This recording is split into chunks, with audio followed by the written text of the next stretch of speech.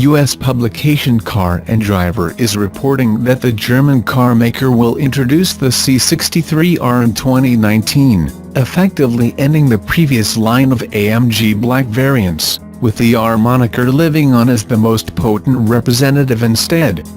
Pundits are predicting that the new R will borrow the mighty 450 kilowatts per 850 Nm drivetrain and four-wheel drive of its larger AMG E63S sibling, but Wills understands that, in the name of weight saving and track dynamics, the C63R will stick with rear drive only.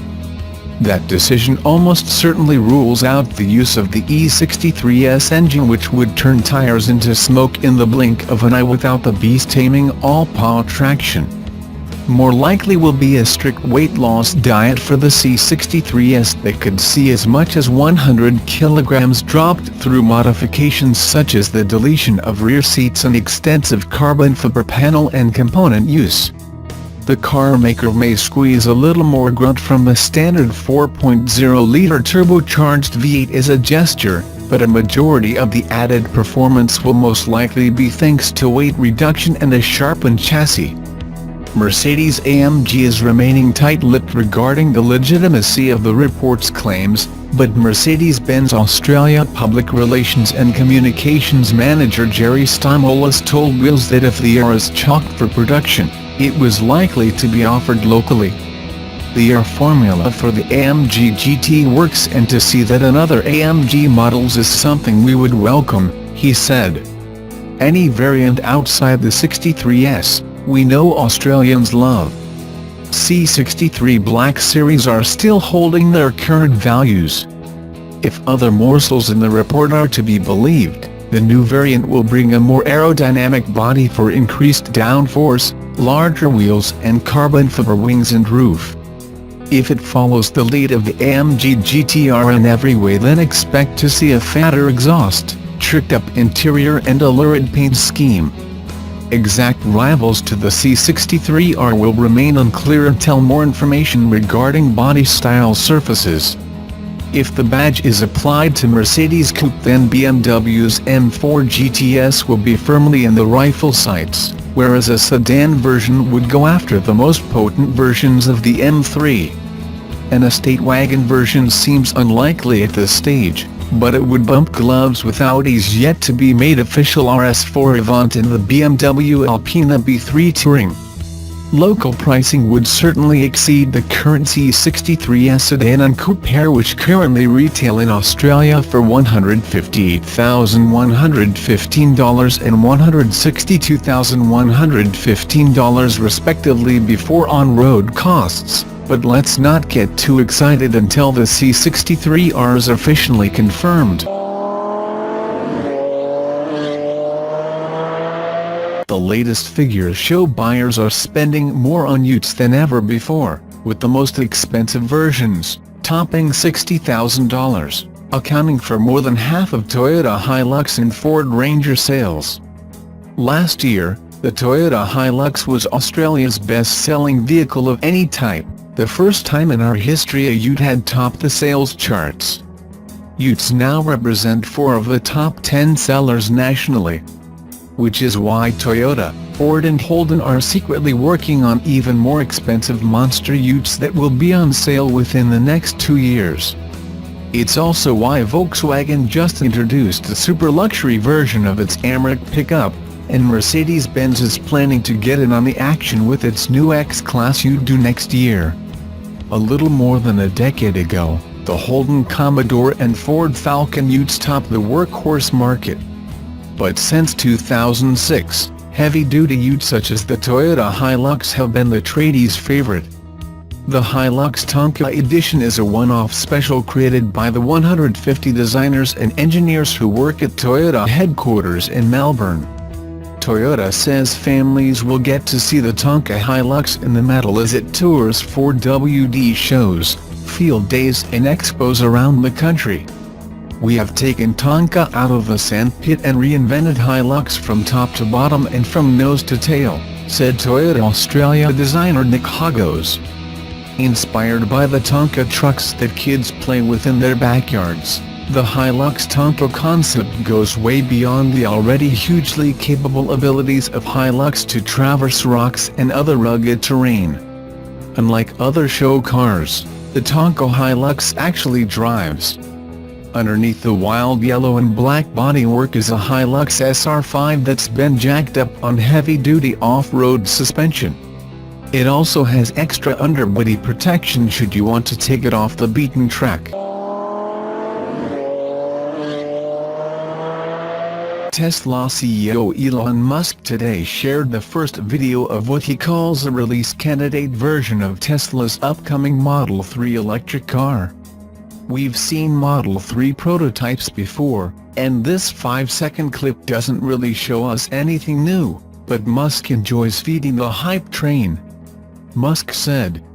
He also noted that calling the new car the Model 3 inches was sowing confusion among customers about whether it was the next version of Tesla's car, like Apple going from the iPhone 2 to iPhone 3. Not true. He called himself a dumb idiot for naming it Model 3, saying he didn't realize at the time that it would cause confusion. Instead, he says customers should think of the Model 3 as similar to the BMW 3 Series or Audi A4. While the Model S is like a BMW 5 or 6 Series, different cars but sold side by side. Musk noted that he will keep driving the Model S even after the Model 3 arrives.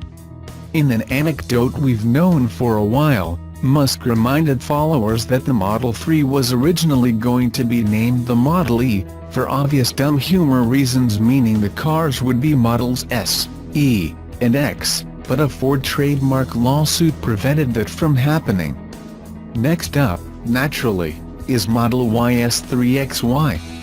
As part of his tweet storm this morning, which occurred during a flight to Cape Canaveral for a SpaceX rocket launch, Musk replied to a number of current and potential Tesla customers about what's coming from the company in the coming months.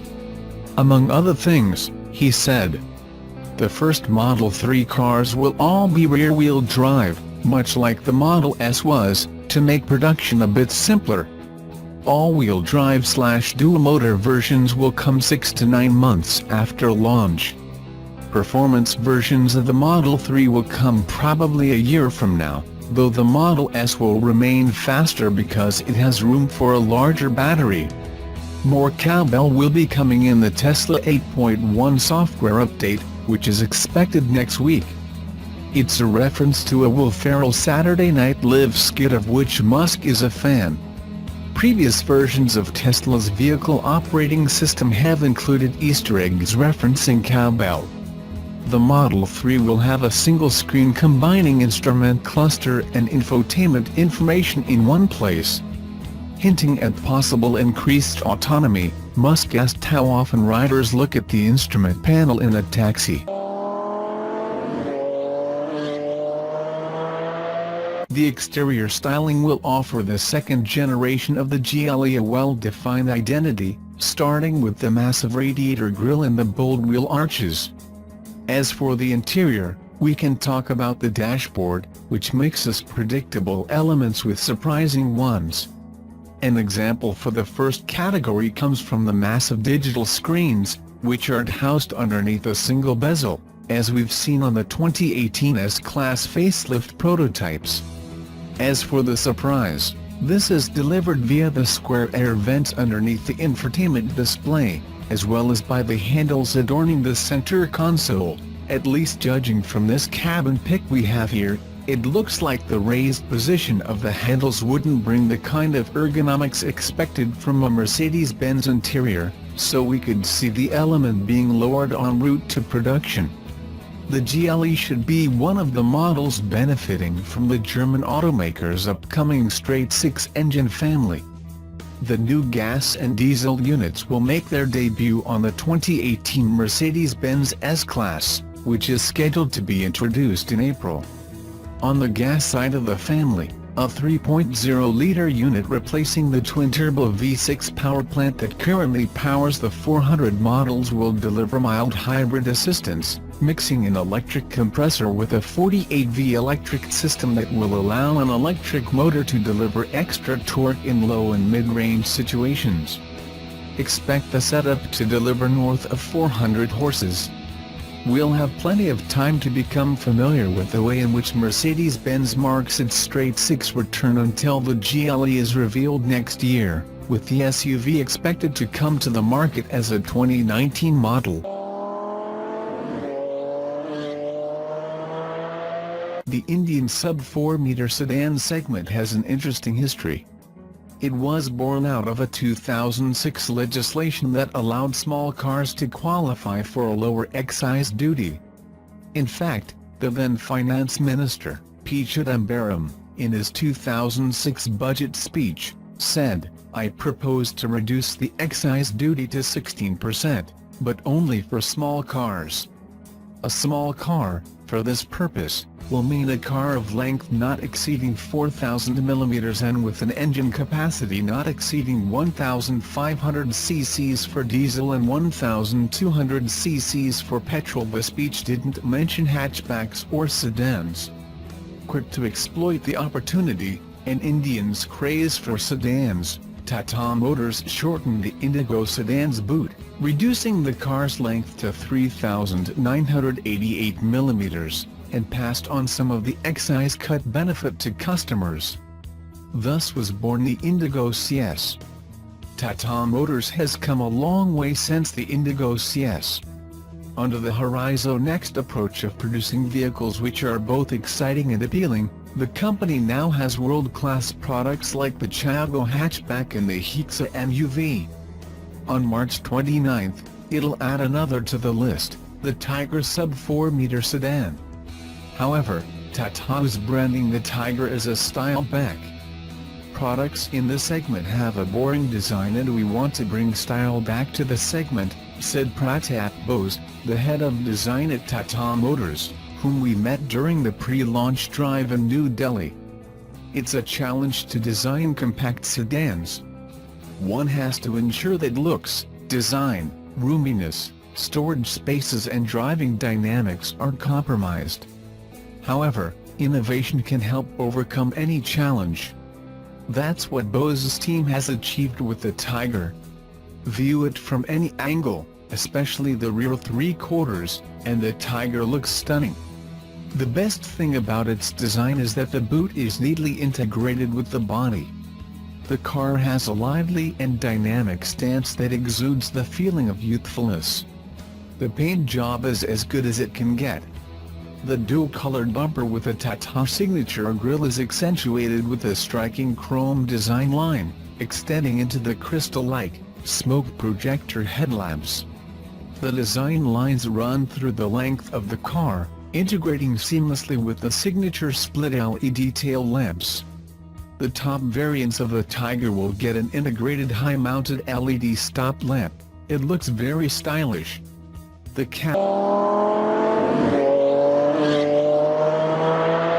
A document on the 2018 Shelby GT350 reveals that the last model year of the GT350 won't get the facelift face of the 2018 Mustang. And time has taught us that Ford doesn't do the GT350 and GT500 concomitantly. It's a given, then, that the earliest we'll get to see the new GT500 in dealership lots is in 2018 for the 2019 model year. Still, the wait will be well worth it. Mustang 6G forum member J159866 captured a prototype of a Go Faster staying up on lift, which strikes a discordant note from earlier GT500 test mules. Look at the front fenders. Look at the Rochecker-inspired louvers located above the wheel arches. Intriguing stuff, alright. The mule photographed by J159866 isn't confirmed to be a 2019 Shelby GT500, but if FOMOCO goes forward with those louvers, I'm definitely down with it. Even though the carbon fiber wheels are the same units as found on the GT350R, the work-in-progress rear wing has a different design. Another detail that proves this is just a test bed is represented by the pre-facelift headlights. It's only natural to assume, then, that the actual GT500 will adopt elements from the 2018 Ford Mustang GT, including the somewhat awkward face. The forum thread where these photos were posted also features quite an interesting line, as follows: "I can tell you that I overheard. They were testing TTs, but they have switched to a blower. Well, I'll be damned. I wouldn't have the GT500 any other way than with a thumping great supercharger under the hood, not a turbo